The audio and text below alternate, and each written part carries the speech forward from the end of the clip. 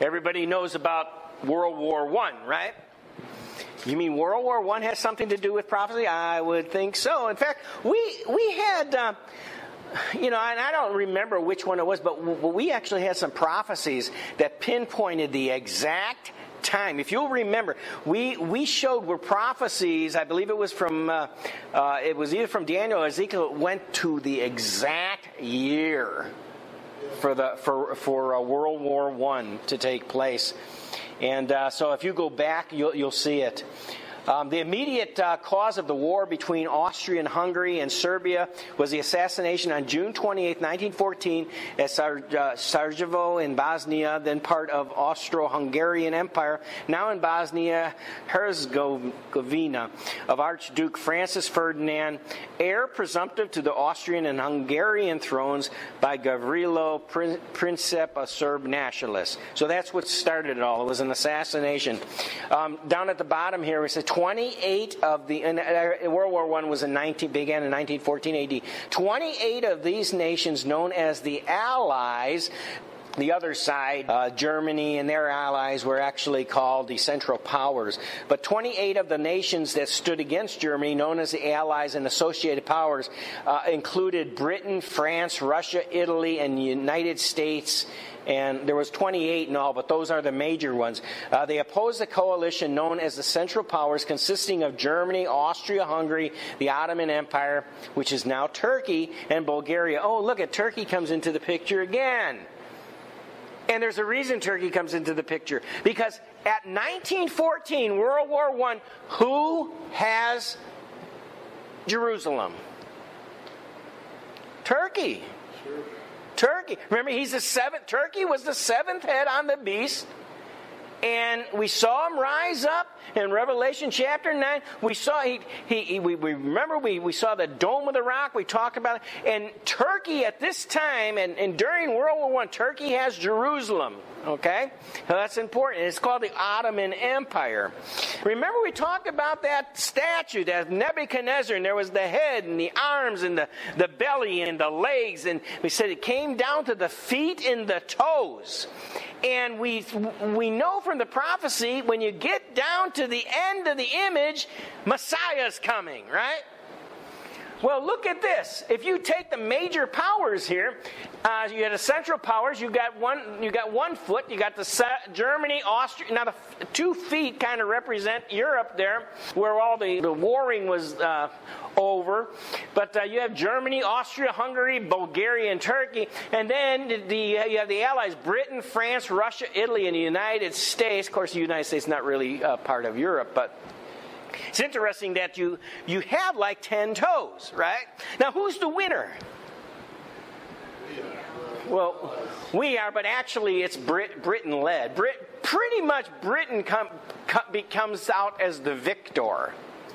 And it's interesting that there's these 10 toes. I want to point this picture out to you because I'm going to address it again in a minute here. We're going to see, how did Turkey, the Ottoman Empire, lose control of Jerusalem? Well, in 1917 AD, and we've talked about this before, the British general Edmund Allenby led his troops to surround the city of Jerusalem. Allenby arranged to have every available aircraft to fly over Jerusalem. The Turks, having never seen aircraft before, were extremely frightened. As the aircraft flew low over Jerusalem, it's reported that one of the pilots dropped a note demanding the surrender signed by General Allenby. I also heard that there were several notes that were dropped, so which one's true, I don't know. But somebody was dropping out these notes to the Turks, and they were written in Arabic. The name Allenby further frightened the Turks, thinking that the name was Allah, meaning God, and Bey, meaning son, which they interpreted as the son of Allah. So in Arabic, the name Allenby looked like it said son of Allah. And in response to the note, the Turks hoisted a white flag and surrendered the city without firing a shot. Now, after 2,000 years, Jerusalem is surrendered by the seventh head of the beast. How many heads are on the beast? 7, right? The last head of the beast has Jerusalem for all that time. In fact, I think the Turks had the Turks actually were in power. That empire was in power for about 1,000 years also.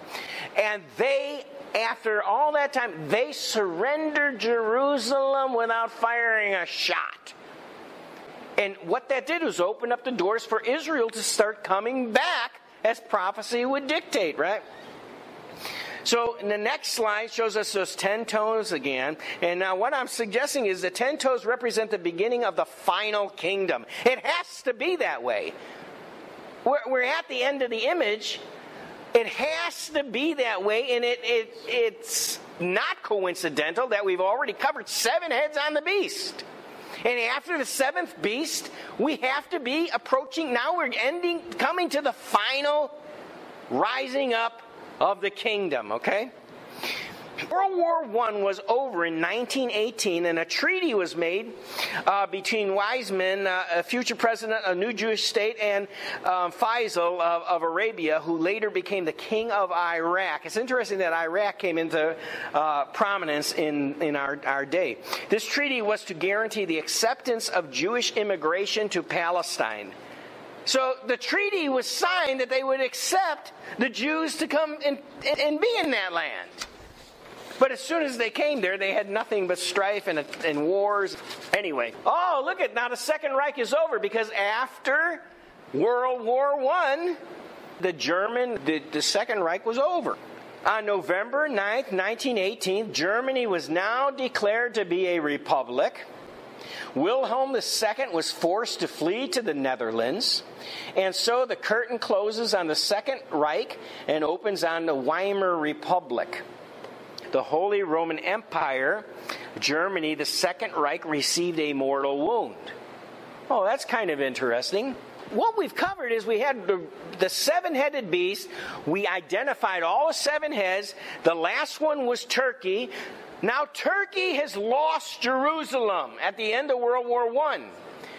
The next thing the scripture says is, I beheld another beast coming up out of the earth. With all of our studies into prophecy and beasts, what do beasts represent? Kingdoms, right? Well, Antichrist, exactly. But kingdoms. And I don't think that this is any different. And usually, I mean, you won't hear very many people pick up on this. Because we've been told all these years, oh, well, this is the false prophet. This is the false prophet. But it's still a beast.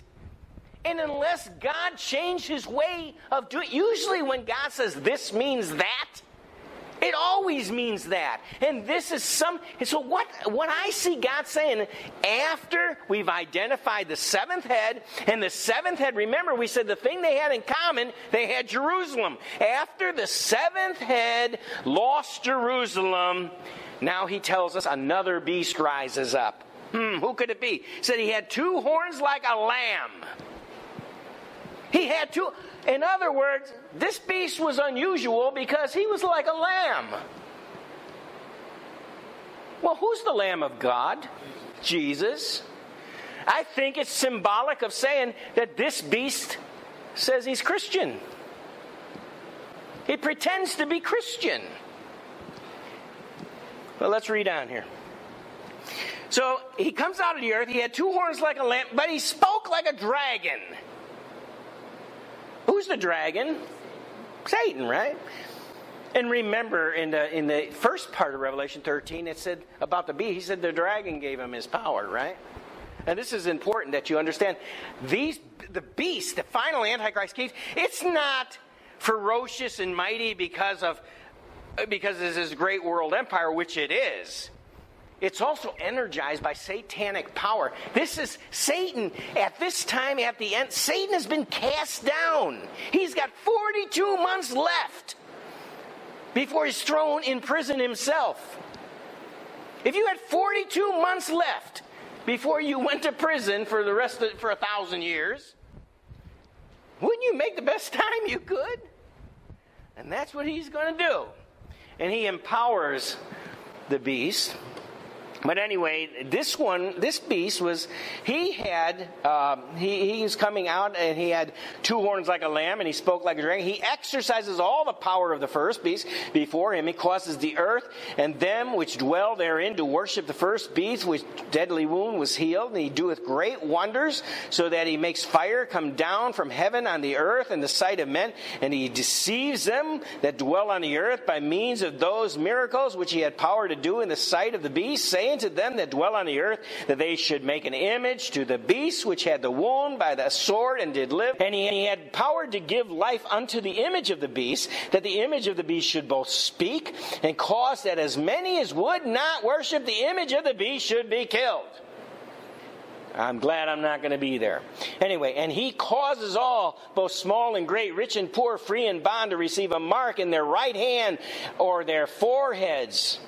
Or in their foreheads, no man might buy or sell, save he that had the mark, or the name of the beast, or the number of his name. Here is wisdom. Let him that has understanding count the number of the beast, for it is a number of a man, and his number is 666, which is literally 666, right? 666, and we've all heard of 666. How many think there's a mouthful in those scriptures that we just read there? The latter part of the 13th chapter. Well, we saw how much was in the first part of 13th chapter, right? Remember, we're describing the Antichrist kingdom here. And there's a lot of details that he's just given us. He's just thrown it at us. And we have to understand what all that is. Now, if we go to this next slide here, I bring your attention back to the book of Daniel. And how many remember there were 4 beasts that came up? And we've talked about these 4 beasts. We've talked about it several times, many classes. We've talked about the meaning of these 4 beasts. Now, for 2,000 years of Christianity, almost everybody that teaches on it, tells us that, well, the lion represented, who knows? The lion represented, they equate it with the head of the image, Babylon. The bear represented Persia. The leopard represented Greece. The 4th beast represented Rome, right? And for 2,000 years we've been taught that. And nobody ever questioned it because we've taught that for 2,000 years. But let me inject this one thing. 2 things, actually. Number 1, remember, God sometimes has the prophecy's fulfilled in one way, and then it can be fulfilled in another way, right? The second thing, in other words, there can be a second fulfillment of the same prophecy. The other thing is that in Scripture, it's interesting because a lot of times God does say this represents like the head of, remember Daniel says the head of gold is Babylon. Daniel said that the silver would be the nation coming after him. And then elsewhere, he says that it's Medo-Persia. And he talked about, he named them, right? And we know the other one, the 4th one was Rome because Jesus was around in that day. And if you didn't read the Bible, you've seen the movie. You know they were Roman soldiers, right? But I find it really interesting that God never says about these 4 beasts, he never identifies them.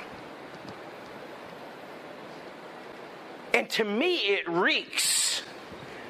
The fact that he doesn't identify, we've identified them, and for 2,000 years, prophecy teachers have identified them. The church has identified, but this reeks to me of a latter-day fulfillment of these beasts.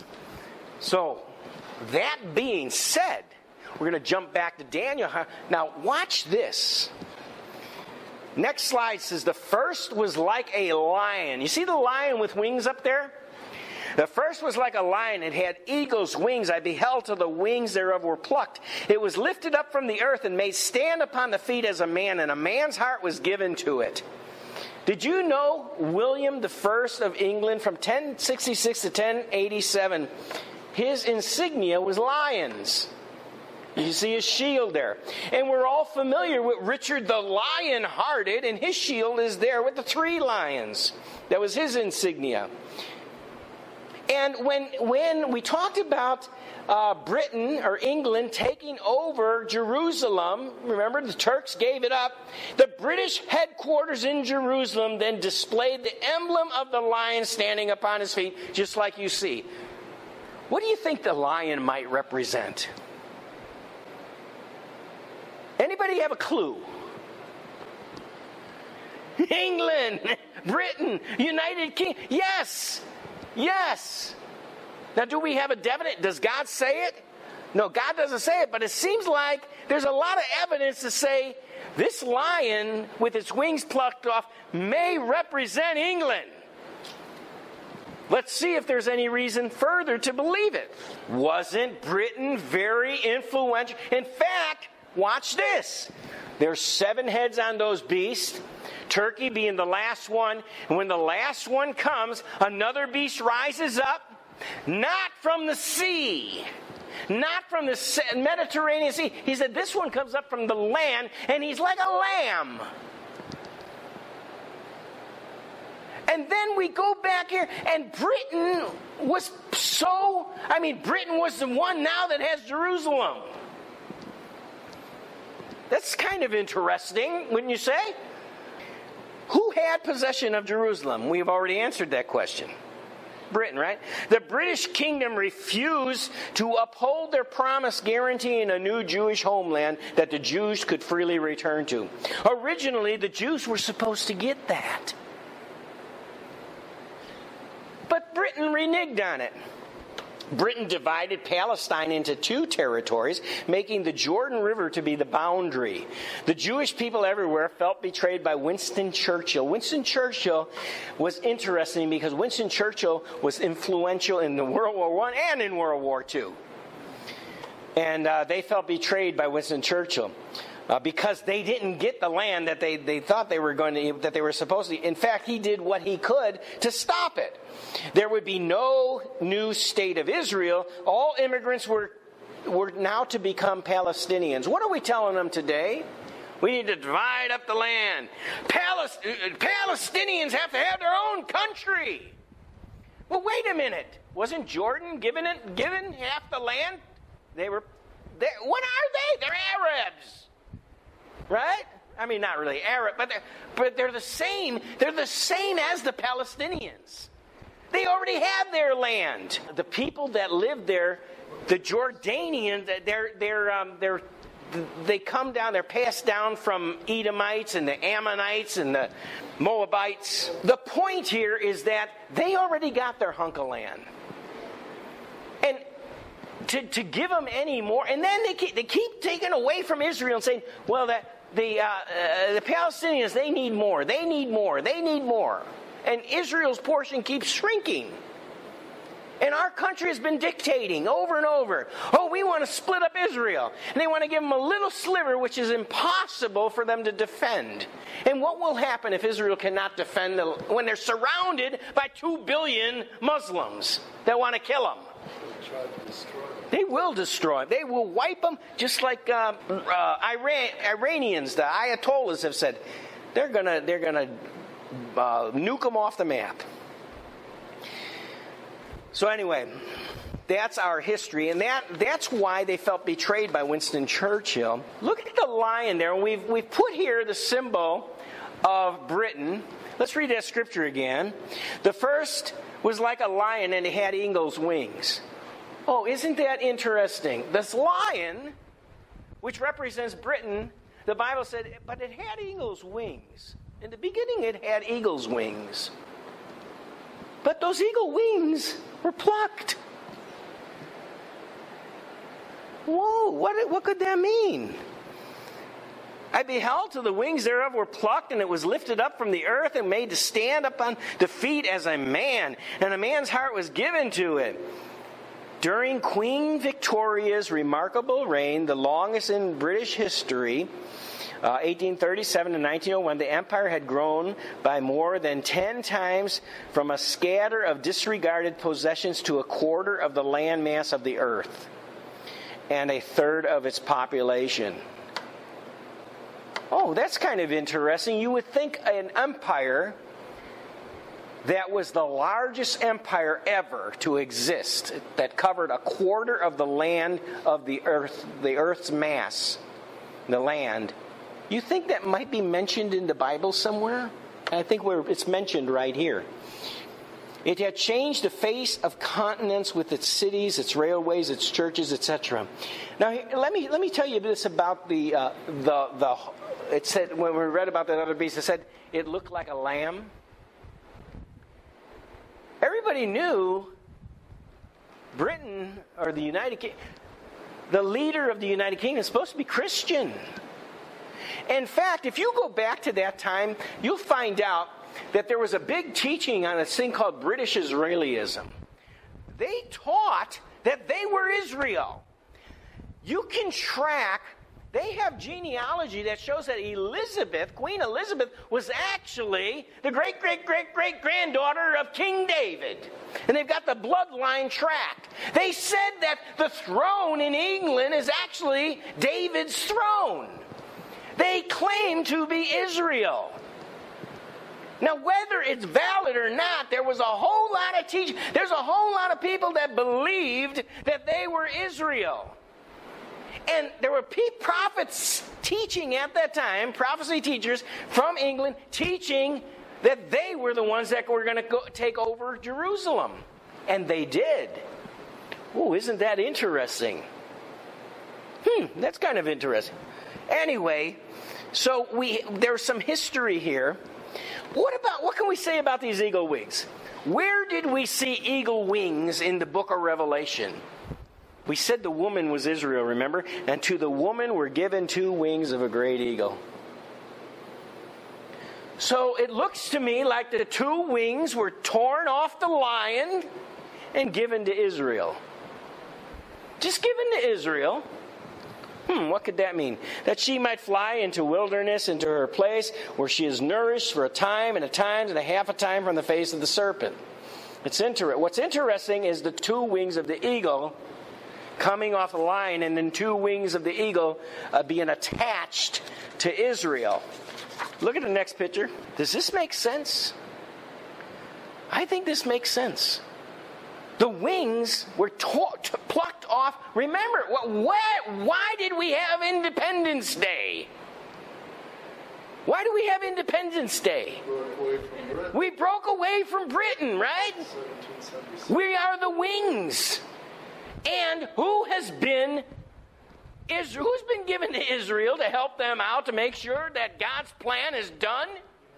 It's been the United States of America. I think the prophecy has been sitting there ever since the time of Daniel. So going back to about 2,600 years, God said this. How did God know?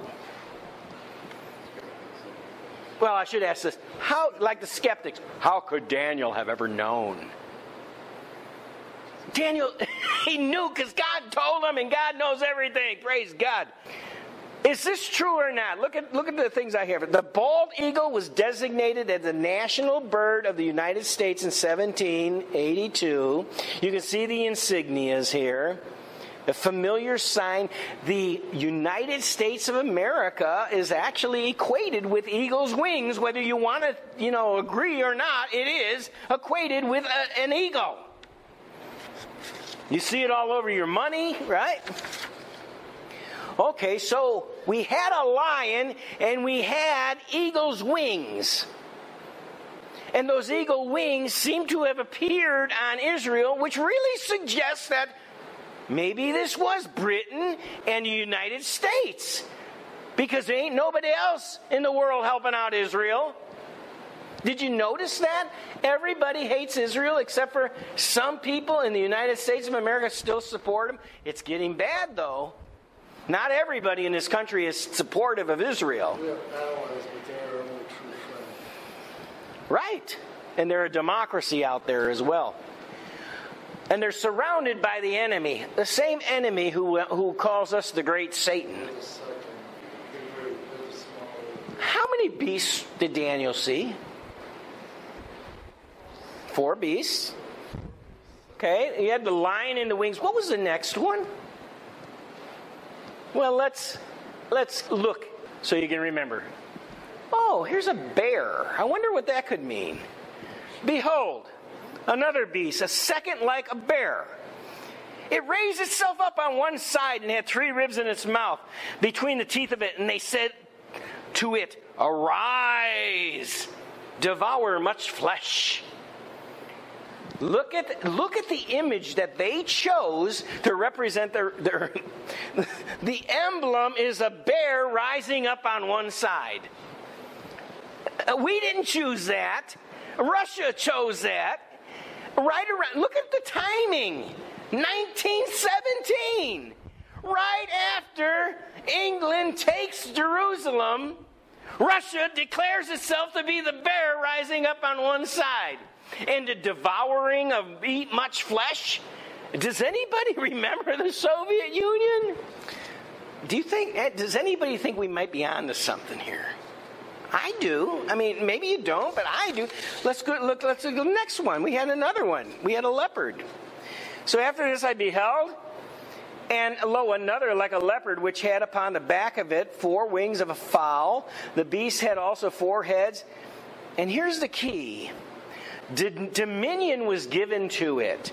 Remember the beast in Revelation? Who gave the beast his power? The dragon, right? The dragon was a symbol of Rome. Who did Rome give the power of the Holy Roman Empire to? Germany. Remember he put the crown? They put the crown upon Charlemagne, who's the First Reich. And then it was split. We said it was split into France, Italy, Germany. And Germany ended up being the 3 Reichs that we know of. And so we have references down there at the bottom. I believe the identification of the leopard is Germany. You can see, in fact, we have a Nazi symbol because what was Adolf Hitler? Adolf Hitler was the Third Reich, right? Now, we don't have to be really that intelligent or swift to look at that leopard and say, okay, if it represents the Holy Roman Empire and there's been 3 Reichs, how many Reichs are there going to be if that really represents Germany? There's 4 heads. There's 4 heads. There's also 4 wings. Is it possible? Is it possible that the Bible is saying that this leopard represents Germany, which is going to have 4 Reichs?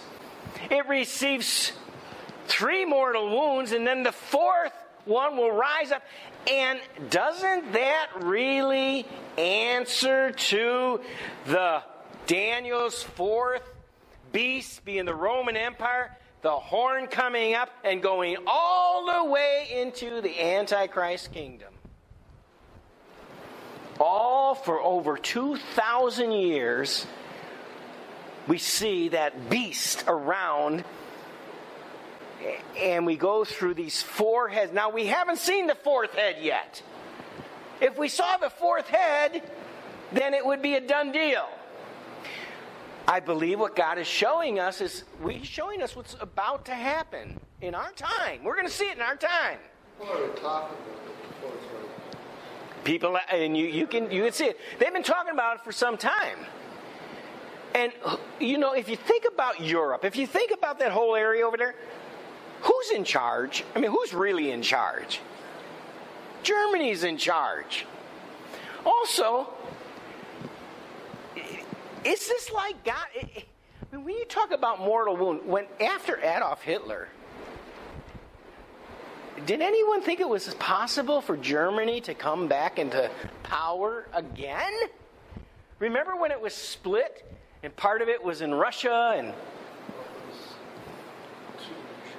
in fact, one of the requirements at the end of World War III was, or World War II, was that Germany would be split up like that. In fact, it was split up in 4 pieces. From what my memory says, I don't have it here, but my memory tells me it was actually split up into 4 pieces.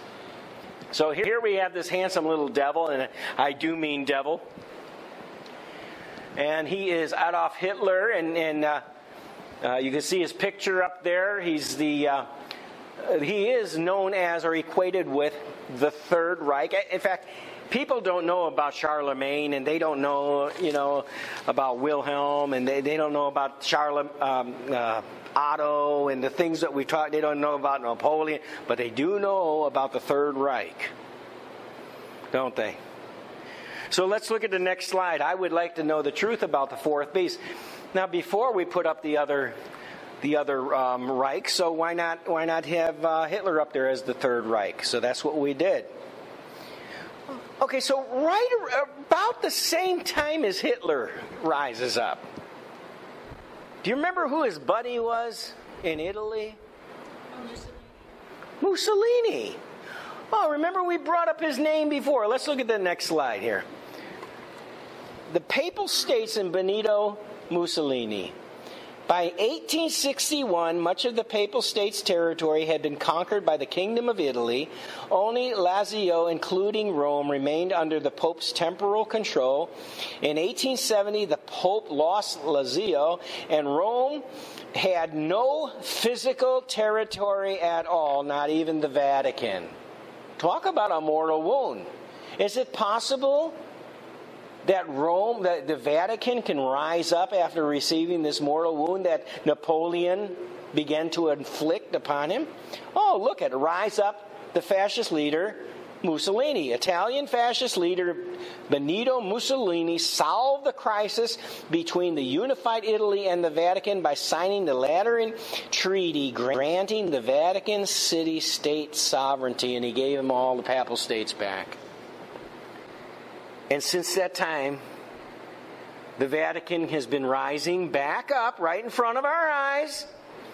In fact, here's something that most Americans do not know, because there's a lot of Catholics in the United States of America. But who did the Pope support in World War II? Germany, Hitler. And why? I mean, if you think about it, it makes sense. Because Germany was the Third Reich of the Holy Roman Empire, and it's the emperor that gives power to Catholicism. That's why they supported it. They were in favor of Hitler. Besides, they don't like Jews. Let's get rid of them, right? So they were behind that. Wow, this is really interesting, I think. Here we've got the Pope and Mussolini. Mussolini, for his part, was very public in his effort to curry favor with the Vatican. By December 1922, he ordered crucifixes to be placed on the wall of every classroom in the country, then in all courtrooms and hospital rooms. He made it a crime to insult a priest or to speak disparagingly of the Catholic religion. When's that coming to America? I'll be in trouble. He required that the Catholic religion be taught in elementary schools. Not Catholic schools. Public elementary school. Mussolini recognized he needed the church to help create genuine popular support for his dictatorship. Oh, that kind of sounds like the wisdom of Napoleon. Mussolini seems to be much more in favor of Catholicism all the way around, supportive of the Pope. Anyway, soon the pontiff and the dictator entered into secret negotiations through emissaries. The result was a historic Lateran Accords of 1929. Under the Accords, Catholicism became, watch this, the only religion of the state of Italy. Vatican City became a sovereign territory with the Pope as its supreme ruler. The Church officially recognized Italy and diplomatic relations were established. The state extended mandatory religion instruction to the secondary schools, not just elementary, and recognized religious marriages. And also, did you know that there's only one religious head that has a seat in the United Nations? The Pope.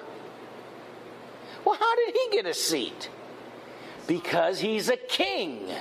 He's a king over Vatican, the Papal States. He's a king. He's sovereign, and he's a nation. He's a leader of a nation, and that's why he has the right to sit there. So he's a religious leader over the United Nations, and he's a king over sovereign territory. You think when the Pope speaks, the United Nations might pay attention? I think he has a voice. He certainly has a voice in Europe.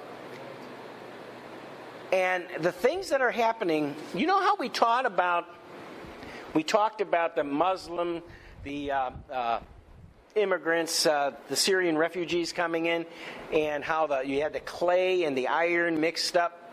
Did you know throughout all of Europe, the nations consist of between 20% at its lowest to 30% at its highest Muslims are already in throughout Europe. 20 to 30% of Europe is already Muslim. They need a religious leader. And they don't need a religious leader that will rise up and call for the Crusades. They're afraid. Europe is afraid they're going to offend the Muslims and they're going to have war all over. They don't want to stir up all these Muslims in a crusade in their own land. They need someone with the knowledge to unite these two religions together. Who's the man for the job? The Pope. And how's he going to do it? Because although I know you all think that Mary, those apparitions of Mary, are supernatural and are all from God, I know you all think that. But I think the Pope has some influence in this game that's being played. And I don't doubt that there's supernatural things going on. But wouldn't it be interesting if you could find a man on earth that could unite Catholicism and Islam together with supernatural apparitions that he controls? Enter Mary. Wow, it's getting good. Okay, so many people have asked this, and some people, in fact, after World War II, they thought, well, I thought that was the Antichrist. I thought the end should happen. Some people were expecting the end to happen in World War I. But here we are. But in answer to your question, what was Hitler the Antichrist? Well, remember we said they had the 4 heads on the leopard? Well, it's just coincidentally, it also had 4 wings. There were 4 primary or main men in the Nazi party. It was Hitler, Himmler, Goebbels, and Hess. You can look that up anywhere. They were the 4 main players in Hitler's Germany. So all of these things, A through I on the bottom underneath Hitler's picture there, those are all facts that will point to the Antichrist. Biblical facts. Watch this. Number 1, Antichrist is supposed to have an insignificant beginning. Anyone who knows anything about Hitler knows he had an insignificant beginning. In fact, he was so insignificant, he was nothing until he got himself involved in the occult. Also, let me throw this in. We've talked about that seed of Satan. Remember, it says that the dragon gave the beast his seat? And that seed of Satan that came from Pergamus is in Berlin. And it was in Berlin at the time. He had an insignificant beginning. He was a political and military leader, which the Antichrist is supposed to be. He had a propaganda minister or a false prophet whose name was Goebbels. He had Rome as an ally, who was Mussolini. He persecuted the Jews for 7 years, and the last 3.5 years was by far the worst persecution. Does that sound true, like the tribulation period? Yes. Hitler tattooed a number on the Jews' bodies, giving them both a mark and a number. Hitler had his own mark, the cross, the swastika, which he is identified with. In fact, I don't care. And nobody knows anything about anything we've talked about from the beginning when we started the book of Revelation teaching. You can ask anybody. Show them the swastika and tell them, who does this make you think of? We all know who it is, right? He has his own mark, and he is so identified with that mark that everybody knows what it represents, whether you're in this country or somewhere else, right? And then Hitler's body was thrown into a burning fire at the end. Isn't that interesting? They say he died by being thrown into a burning fire. Well, that's kind of like we read about the beast getting thrown into the lake of fire. Now, I'm sure some people will contest that, but as many people that would contest it would say it was true. So, and you can do some research yourself. So let's go to the next slide, because I want to know the truth about the fourth beast. Oh, look, we checked him out too. Because did Germany did the Third Reich receive a mortal wound? Sure. But what we've learned is there's 4 heads on the beast. There's been 3 mortal wounds already to all 3 heads. There's only 1 head remaining. And every time one of these Reichs goes down, another one rises. And if you don't have to be a Christian, you don't have to know anything about the Bible. You can look right now what's going on. Germany is ascending into an amazing, he's going to play an amazing part in the future of the control of Europe. They're already in control of Europe, by the way. Europe is going to undergo some changes here. And not only financial, but Germany is going to rise back up again, and I believe that will be the Fourth Reich. The Holy Roman Empire, Germany, the Third Reich, receives a mortal wound.